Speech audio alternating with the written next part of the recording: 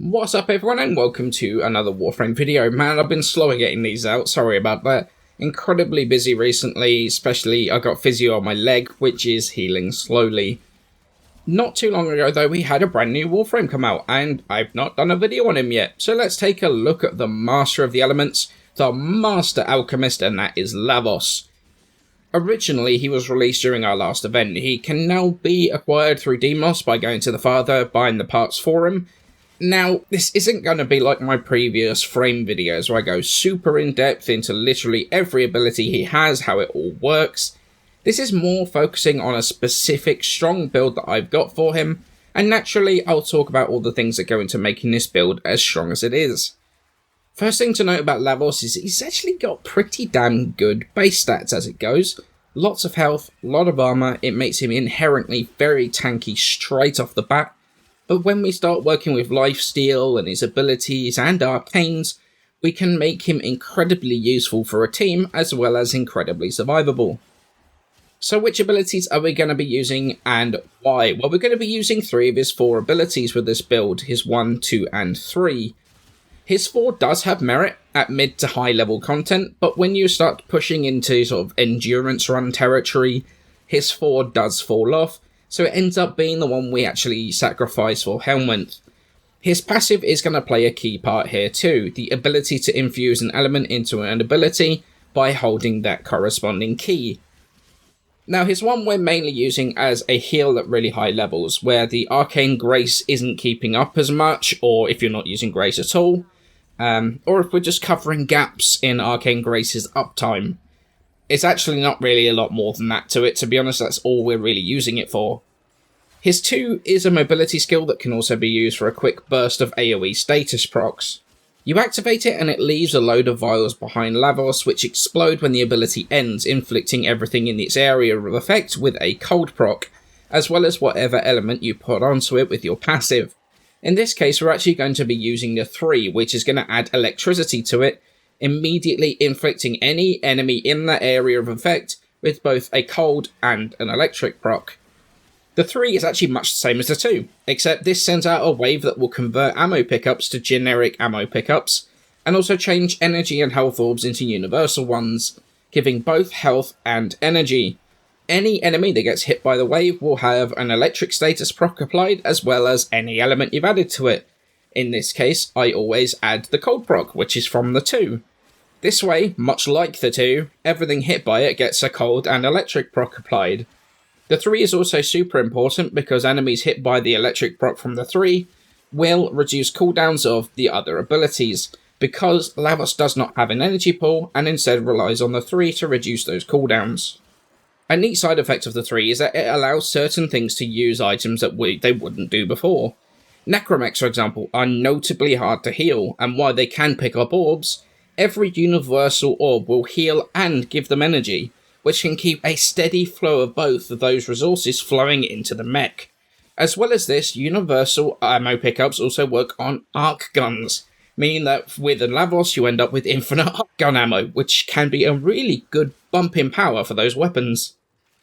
Finally we got Raw, which is replacing our 4. This is because Raw has the effect of causing the slash proc to double dip on damage, and sends their effectiveness through the roof. Combine this with the inherent tank of Lavos, the ridiculously powerful Panzer Cat from Demos spreading 10 stacks of viral everywhere, and now you have double dipping slash procs plus max viral amplifying them, plus condition overload with at least 3 statuses from the cat and your abilities pushing those procs even further, and I think you can see where we're going with this. Which brings us on to the build, which is designed to make the most out of this combination. Triple Umbral on here, however we don't need one of those all-important Umbral Former, which is nice, mostly because we've got Steel Charge in the aura. Since it's a melee focus build for high level, Steel Charge makes the most sense here. Then we're going to go for high power strength with Power Drift and Blind Rage, and because we don't need energy, all Blind Rage is going to do is slightly hit the rate that the 3 reduces the duration on your abilities. Adaptation is going to go with the Vitality and Steel Fiber to make us as tanky as possible, Gladiator Resolve for the extra health combined with the Gladiator set bonus, and the Carnage Carapace for the health and armor, as well as the set bonus if you're using a heavy attacker, which I'm actually not in the footage.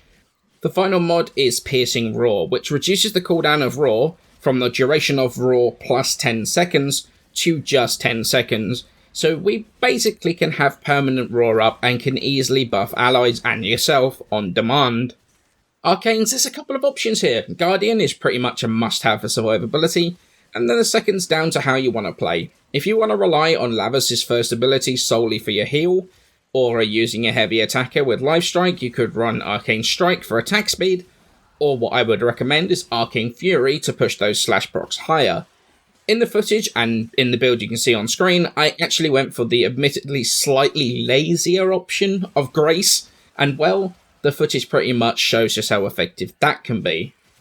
Your melee can really be anything that you want. I'm going to put the build on screen for my dual ethers. Admittedly, they are rivened, but any good melee is going to have a similar or better results. As long as it's viral and slash, and you manage to get condition overload on there to really work with Lavos and his procs everywhere, you can't go wrong. Heavy attackers with 4 slash procs, stuff like the Pennant, they're super good too, because you can whack a Life Strike on too, and free up an arcane that I personally have Grace in.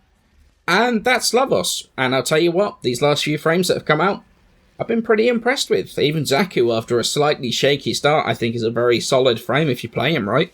And once again, we've got another frame here that can be played in different ways.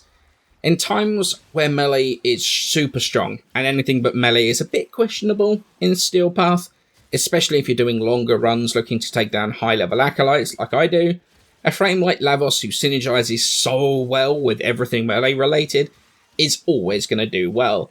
Especially with a kit that you want to use. High health and armor keep himself and the Panzercat alive, status procs on demand to elevate condition overload, crowd control with cold and electric procs whenever you want, at a mid to high level, and a 4 which is genuinely worth being built around even if it's not shown in this video.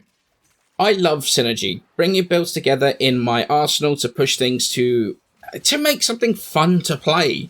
So many builds you build around one specific ability, or 1 or 2, but Lavos has 4 abilities that are actually very usable, and it is a tough call as to which to ditch to put on Raw.